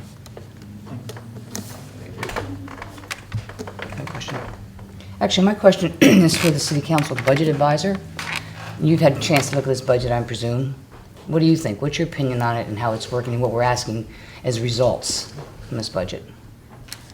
The results of the overall budget? Well, if we're going to do economic growth, I mean, is this a reasonable budget or is this out of line? Is this totally, prohibitory to try and vote on or accept? The increase is a 2.1%? It's certainly up to the council overall. I'm asking your opinion because you're the advisor. With my experience through the county, I think this is a fairly reasonable budget for where Plainfield is and where it would like to go. If there is usually room in any budget for, cuts. And, if the council sees fit to make those cuts, then. Are you going to advise those specifics to the council? I mean, what do you think? I have not formally recommendations to this point. Okay, but there may be future discussions. But at this point, you think it's a reasonable budget? For where Plainfield is and where it needs to go, I think it's fairly reasonable. So, I have a couple of comments. We reviewed, I guess it was the media, and they were gonna be doing marketing. So there was one department that was doing the marketing. So it kind of sounded like what the role you described tied into the marketing one. So I kind of got a little confused as to what was your marketing team gonna be doing versus what? Well, the chief of staff position is gonna have overlay to a number of divisions as we try to, market Plainfield. He will actually make sure, in addition to his constituency responsibilities, he'll be at the table when we're negotiating commercial processes with the economic development director. He'll be with media when we're developing the message that's going to be sent out with Plainfield, and he will be with the mayor to make sure that he's kept abreast of all those things that are taking place in the city from each of the different divisions. Now, I could actually give him those things, but then I have to stop doing the other things that I'm doing and it almost is like double work. I can tell you what the policy changes are going to be. I can tell you what's going on in the different departments. I can tell you how they interact with the different divisions. But I can have him there and he can do that reporting, and I won't have to do that and take up another portion of my day. But it just sounded too much like he was into the marketing role. Well, he's into many other roles. Yeah, but I'm saying it just sounded like a little overlap. And then the second comment I'd like to make is, I believe that sometimes we should have a zero increase. Honestly, a zero increase. Yeah, because I work in the private sector, and when times get hard, we don't get raises. We're just grateful that we have jobs. And what I see is that we don't have a lot of folks being grateful that they're working. So even though 28 cents may seem like a little to some folks, but the other folks who don't have a job, 28 cents a day is a lot. So I heard that comment before, but I just want to make it clear, because where I live at, where I understand it, I'm born and raised in Plainfield. I remember when we had Bamberger's, now it's called Macy's. We had that downtown. So we've had that type of stuff. But the point is, sometimes you gotta say, you know what, this year I'm not giving any increase at all, taxpayers. I know it's hard. I know you're losing your house. you don't have a job. Sometimes you just gotta say, I'm grateful that I'm working. I completely understand what you're saying. I don't want to appear combative either. And I'm going to repeat something that our Director of Administration and Finance has pointed out on member vacations. If we were at zero with our negotiations with our union, if we just didn't add any new positions, our taxes is going to still increase because our rateables have gone down in our commercial sector. So I'd like to have a zero increase too. I live here. I've been living here for 32 years. I don't want the taxes to go up any more than anyone else. And if I didn't think I'd be in the papers, no, I won't say that. Oh, this one would get me in the papers. So no. Yeah. So anyway, I share your concern with the taxes going up every time. I really wish. One thing I agree with the governor about is the cap that he's placed on us that really help us, curtail some of the increases and at the very least give us a fighting chance in arbitration when we go to negotiate with our labor agreements. But again, we are hamstrung by some of the things that are taking place in our community that we have no control of that would keep us from having a zero increase. But I sure would like to have one. Thank you.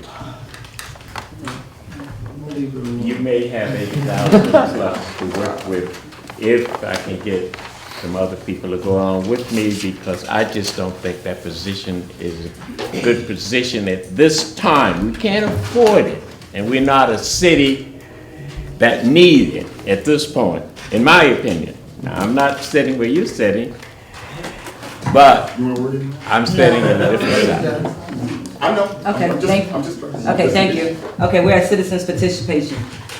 Public comments during this portion of the agenda must be limited to matters within the jurisdiction of the city of Plainfield. A total of 60 minutes have been allocated to all public comments to be presented. If you wish to be heard, give your name and address to the clerk for the record. The amount of discussion on any subject matter, on any single matter, as well as the amount of time on any single speaker is allowed, will be limited to 5 minutes. We have the public comments. Thank you. I'm Rick.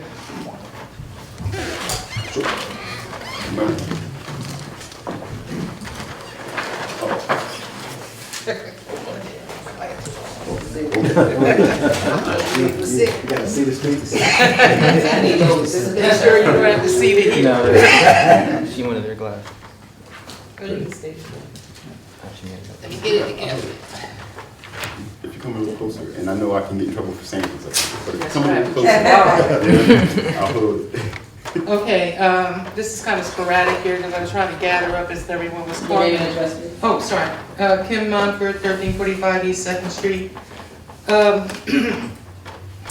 Having to do with the studies, traffic specifically. I'm just going to read them through and then I'm going to sit, and then if you care to address, I'll do. So whatever pertains to you, take a note. With regard to traffic, what happened to past data? How past are they?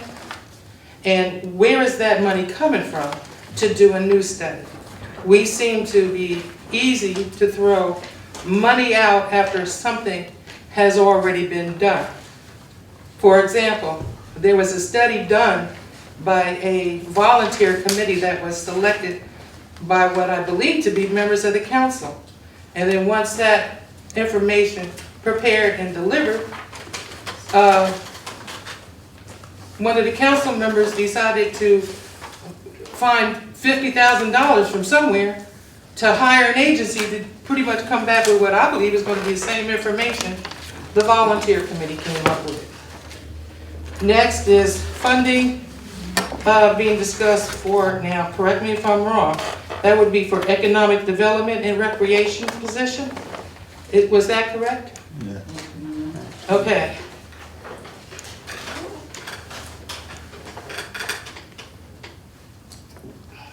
I have no other way to say this, but I have to say it to Mr. West. I honestly did not feel comfortable with your answer, and I'm going to say why. It did appear as though you were too sure about what direction to explain this. and that made me uncomfortable, because without the benefit of having to, sat down with you or read something that was prepared concerning what this is, I'm not a member of the Budget Advisory Committee. What you said was fragmented, and that type of delivery makes the ones that you're going to be getting the money from a little uncomfortable. The next has to do with, love technology, chief of staff position. The $80,000. I don't think my tax dollars should go towards that. And Rick, I know you're a great guy, but I'm lifetime resident, third generation in the same house, and I, like Councilman Reed, remember when. I know there's the population growth, I know there's a lot of things that have developed over the past, you don't need to know how many years, but I'm sure for you were with me. I would rather see that $80,000 go towards hiring assistants, giving jobs to people, young people, possibly on a part-time basis, that are taking government or public relations or some element coming out of college that want to move into this arena, rather than pay one person $80,000. I think we should give opportunities to our young people, no matter where they come from. Youth will affect us no matter where they live. What doesn't happen here but happens in another community eventually spills over to us. And I think we need to give these kids a chance and open up a door for them, since no one else is. Now, the salary band.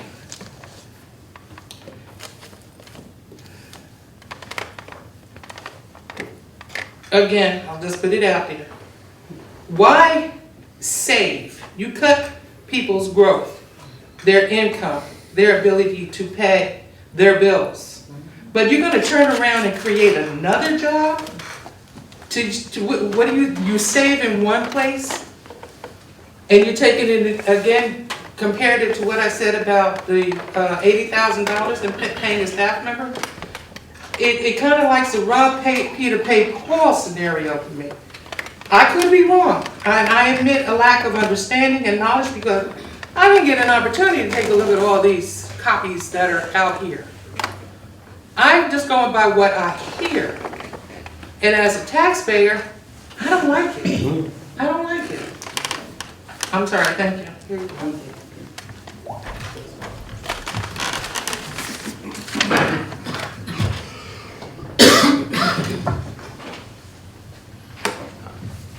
I'm sorry, were there not going to be any answers or responses to? I'm not responding to a couple of them, if you don't mind. Getting to the low-tech, I know Ms. Mumford said she was against the position, and she has stated it like one would preclude the other. Having the chief of staff may affect our overall budget, but it's not going to stop us from hiring youth in the summer. It's not going to stop us from taking advantage of the opportunity job tax credits that are available through economic development. It's not going to stop us from taking advantage of a number of other things. And we're certainly going to have other positions that the city is going to hire for. This is a 70, 73, 70, depending on what the council decides. This could be up to a $75 million budget. We can argue about the $80,000 and think it takes away from other positions that we have in the city, but we just have to allocate our resources in the best possible way to service the residents of Plainfield. And at this moment, the people that are making that decision is the MAP administration. We're putting our budget before the city council and asking them for support for that budget. They may have a different opinion of what that support should be, but in the administration's position is that we need our chief of staff, we need the other positions we put forth to you. We gave you no positions that we didn't think we needed. We are not playing with the budget. We've learned our lesson, and I'm telling you, we're being very honest with you and giving you a responsible budget. That's just, I'm hoping hoping that some of that answers some of the other questions, but. Good evening, Alan Goldstein, 939 Madison Avenue. Just wanted to say that I think I understand what's going on with the administration here and what they're trying to do. I know that was one of your questions. I know that in the 5 years since I've been on the CBAC, every year there's been talk of the importance of economic development. The point of getting more rateables into the city is really the key to getting the burden on residential properties down. So I think to some degree we have to go forward with some of these initiatives that we're seeing currently coming from the administration. We don't have anything to judge whether they're going to be successful or not, but I think to put up roadblocks and to come up with, different obstacles along the way to prevent them from doing it is really just going to keep us in the rut that I've seen us dealing with, year in and year out. And as you know, in December, November, whenever the discussion was, I was skeptical about the Chief of Staff's position. But I was here when Mayor Mapp, he wasn't the mayor yet, made a pretty good case for why there is a need for the Chief of Staff. Sometimes I think it's silly that the mayor is a part-time mayor here and a full-time business administrator up there. We got a temporary public works director who's running for mayor down here, but he supposedly has a full-time job up here. I mean, there's something a little silly about that whole thing, but that's the deal we have. That's the cards we've been dealt. But I'd like to see some of these initiatives go through. I've had dialogue with a number of people about Muhlenberg, about other issues. I see Mr. Sanchez at all those meetings. I think there's going to be a delegation of responsibility. There's going to be an importance of finalizing plans and taking steps forward. Now, I would say, as I've mentioned, I think to Councilwoman Williams, as well as Council President Rivers, the need for similar hearings that we're having now, maybe once every 6 months, so that you can see what people are saying, you can remember what they're saying, and you can hold them to account. But to hold somebody to account after 2 or 3 months isn't fair. I mean, people are just sticking their toes in the water. So I don't think this is something that should even be revisited at this time. And the council voted to create these positions.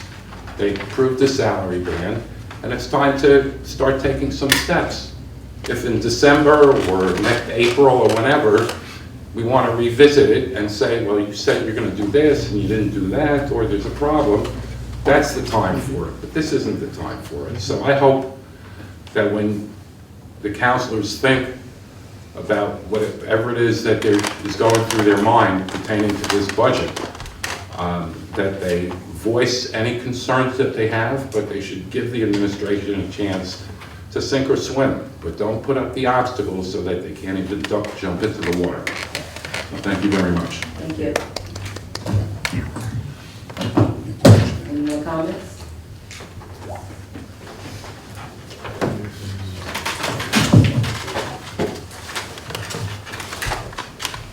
Thank you. Good evening, Council President and Council Chair and Council members, Madam Clerk. Yes. Hi, Mr. Councilman. I'm glad to see you here. Thank you. So good. And to staff members and members of CBAC, as well as the community at large. I'm Sharon Robinson Briggs, 216 Pemberton Avenue, Plainfield, New Jersey, and I had the pleasure and privilege of serving this wonderful community for the past 8 years as mayor of the city of Plainfield. And I did appreciate the opportunity, and I'm glad to have worked with a bunch of great people who did a wonderful job for the city of Plainfield. City employees have worked very, very hard. I'm here tonight in all this rain, just as all of you are here, but it was very important to come out tonight as I've been following along to see when certain budget deliberations would take place. I have to say, I did appreciate hearing Mr. Smiley say that the mayor and administration wants to shrink the need for taxing our residents. That's a great thing. Let me help with the suggestion. If we cut out all of the unnecessary positions, which a lot of them appear to be political positions and salaries, we need to ask Mr. Mapp to use the same funds which he approved for my budget, by the way, which was balanced for 8 years, that he do the same thing for his budget that he's proposing. Nothing personal. I'm certain that all of the individuals who are being proposed to hold these titles are great individuals and very professional. But our former third ward councilman, Mr. Mapp, who was also the council finance committee chairman, he ran his campaign on fiscal accountability. His proposed budget does not support that ideology.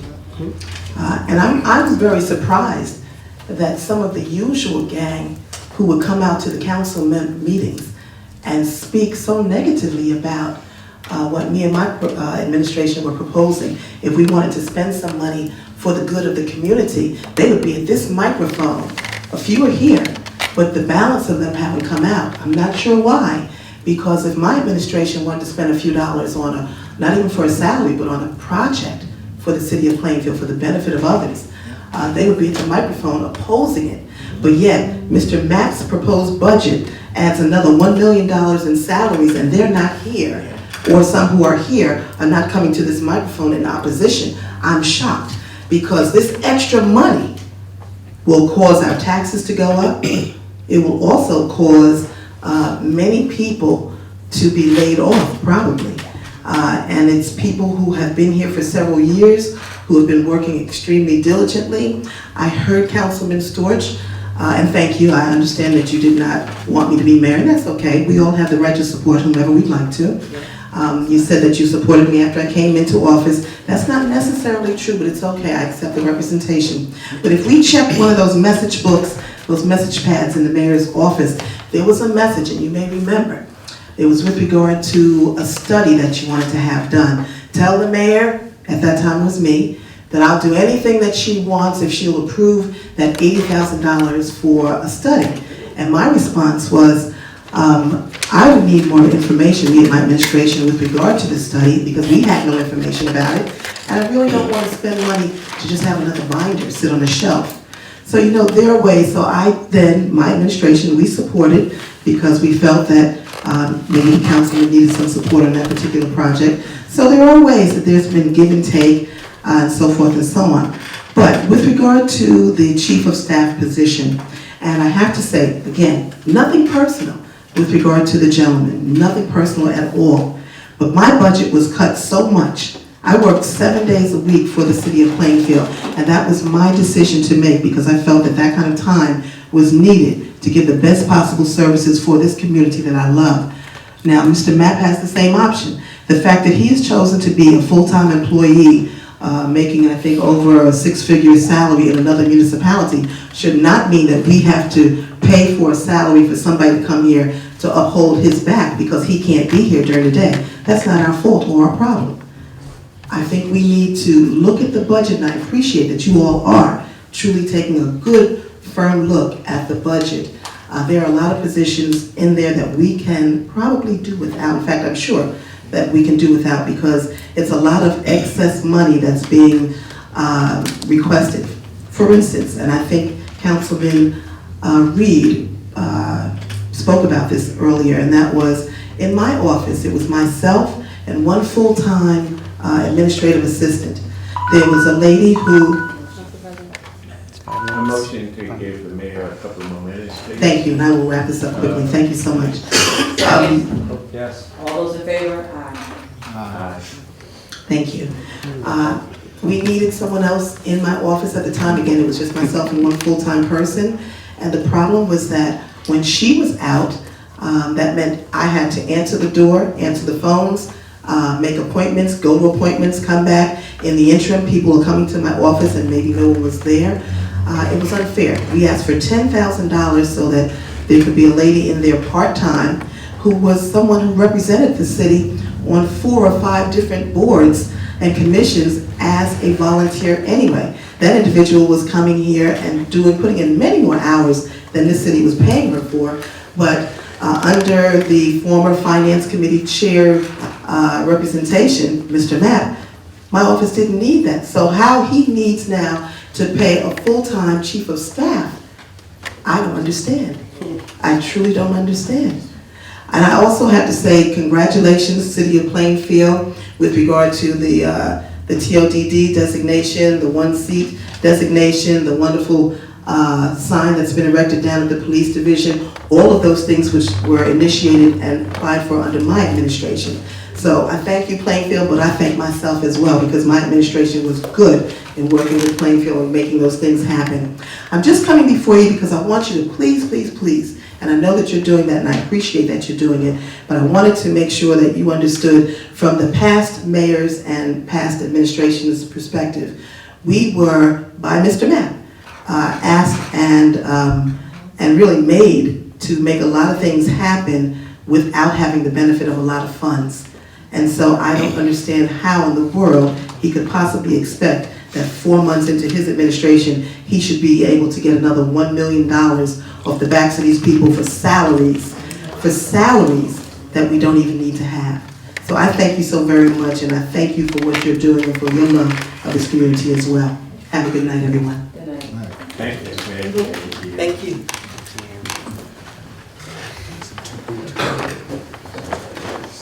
Jeanette Bouchon, 1410 of Green Avenue in Plainfield.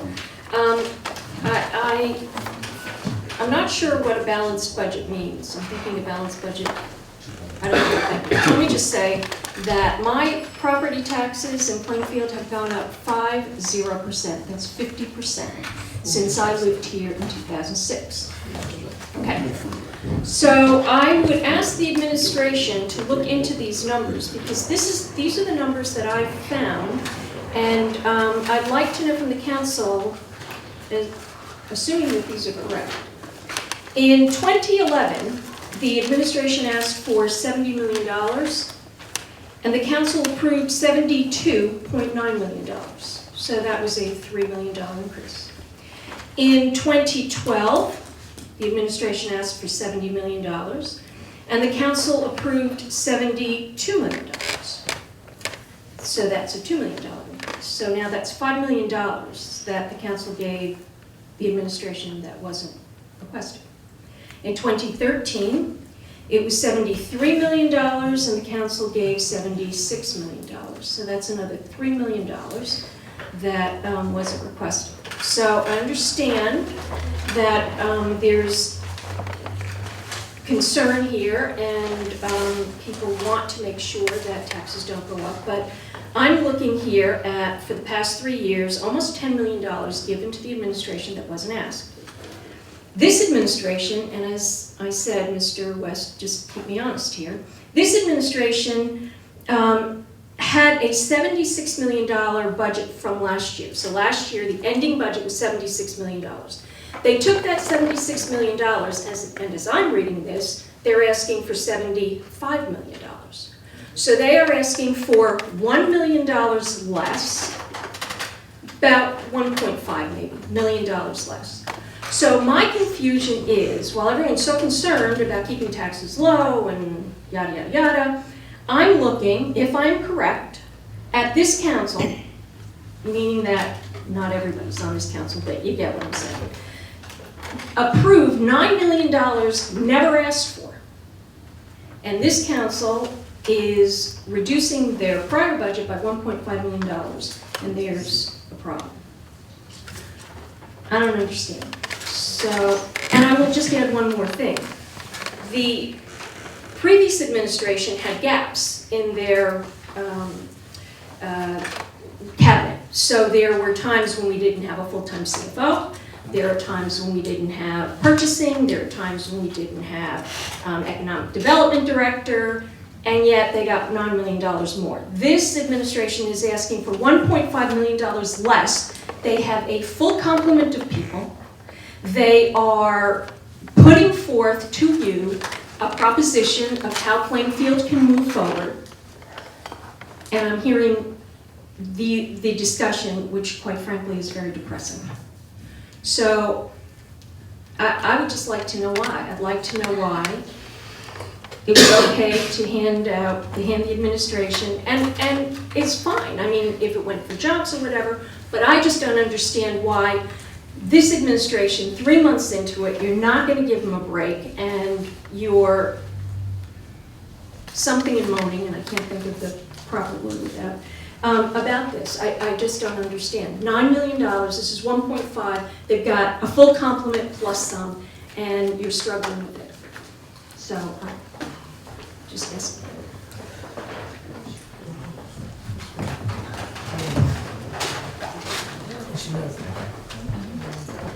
I just think that Any more privilege at the floor? Seeing none, can I have a motion? Oh, I'm sorry. Motion. Richard Stewart, 1171 Gresham. I'll just talk loud. Okay. Oh, okay. he's an attorney, so So we understand why we're recording. Yeah, right. Just a quick comment to Mr. Sanchez. During your presentation, you mentioned that you need the support of everyone. It's a requirement to do a lot of your projects, and I really appreciate that, and I think that's correct. But I think as the reality situation, which can be seen today, is that there's lots of people with different passions, different interests, and different opinions of the matter. And while I think I can understand why you need full support of all the different parties, the reality situation is you might not get that. And I think that I hope your projects and your plans allow for that factor, that you might not get the full support. And if you don't get the full support, that you're allowed to move forward. Because if you're waiting for the full support of all different sides, I don't think there's going to be much to report for next year's budget. thank you. Anyone for privilege at the floor? Seeing none, can I have a motion to close privilege at the floor? Second. All those in favor? Aye. Any opposed, any abstentions, motion carries. I move that we. I just want to, may I say one thing, Mr. Stark?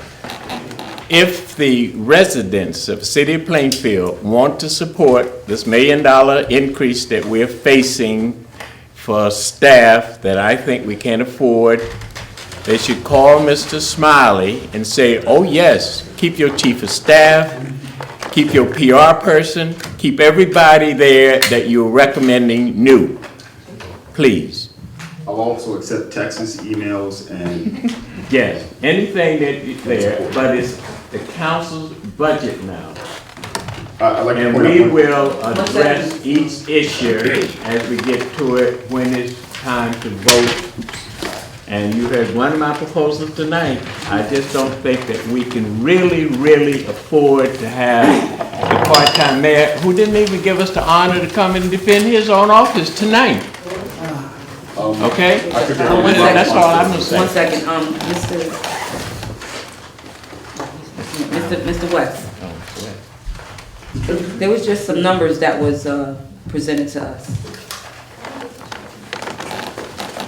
I'm kind of puzzled on that because in the previous administration's budget, we did have the, as she basically stated, we didn't have a CFO and so on and so forth, but those positions was already budgeted for. What we're talking about is the new position, the new positions that are in this budget. How is it that this budget has come in $2 million less? Is that true numbers? The numbers are accurate. What is different is that there's still a whole world of grants that can come in. Right, that's what I wanted on the record. Go ahead. And be an offset. But if you ask how did we do it, we paid attention to the needs of the city. And we looked at what was important from our perspective, to move this city forward. And those jobs that we thought, some of them have been in the past, such as recreation. I've heard at the meetings I've attended an outcry to have recreation expand across the broader city. And it just doesn't happen if you don't have people pay attention to that. We've heard from the community and the council that more needed to be done for those who are suffering or down and out on their luck, need jobs, need opportunities. Well, we haven't had anybody paying attention to that in the way of a full-time function. So we put that in the budget. We doubled summer youth hire. There's been a lot said about doing those kinds of things. So those are the things we put in the budget. And we did it, and we asked everybody at the division level to also take cuts. So we spent a lot of time trying to figure out what would make the city work. And again, if we are not successful, and I'm talking about the broader we, if we are not successful, there'll be a self-fulfilling prophecy in that we won't be able to balance the budget one year because we will not have replenished surplus or anything else, and we'll have to cut. You know, so the goal is to be successful so that we don't have to get there, but right now this budget does not call for layoffs at all. You have a balanced budget that is designed to move the city forward. I do agree with you as far as increasing recreation, because we do need more money for our programs. We do need to increase summer youth work abilities, because that was also cut. We need to reach out and, you know, we have to invest in our youth. And I also see a need for inspectors. I see a need for inspectors in the city of Plainfield because of the restaurants that have not been inspected in an extremely long time. So maybe we need to invest in those areas. There are 2 part-time positions in this budget. We need some full-time inspectors. Along. We need some full-time inspectors. We don't need part-time inspectors because they're going to give us a part-time. They're going to give us a part-time worth of work. We need some full-time inspectors. Anybody else have questions? I mean, anything to say? Motion to close the meeting. Second. All those in favor? Aye. Any opposed? Any abstentions? Motion carries.